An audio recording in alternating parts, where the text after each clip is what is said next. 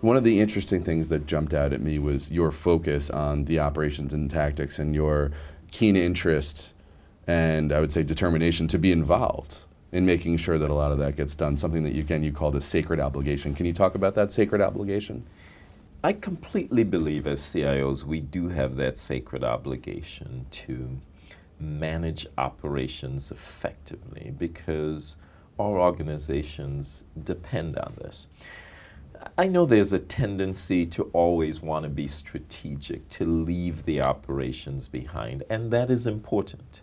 There is a time and place to ensure that we're being strategic, that we're building relationships, that we're adding value to the organization. But there is also this need for the CIO and the CIO's team to focus on effective operations. So I learned this lesson when I went into global CEO's office one day many years ago. I had my 3-year strategy deck all laid out, and I was really pumped about the opportunity to discuss the strategy. And the CEO's BlackBerry wasn't working. And BlackBerry was definitely the PDA of choice then. It just wasn't working, and it was a disaster of a meeting. Mm-hmm. And it really indicated to me that competency in operations is essential. And it's not just a given and shoved off to the back office. In our meetings, we discuss operations.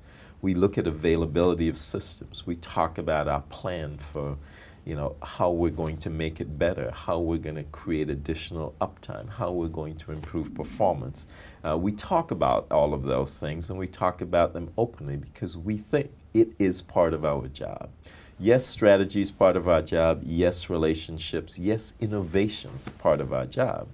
But running great operations is also a part of our job because in my particular case, we have 250,000 people around the world who depend on that.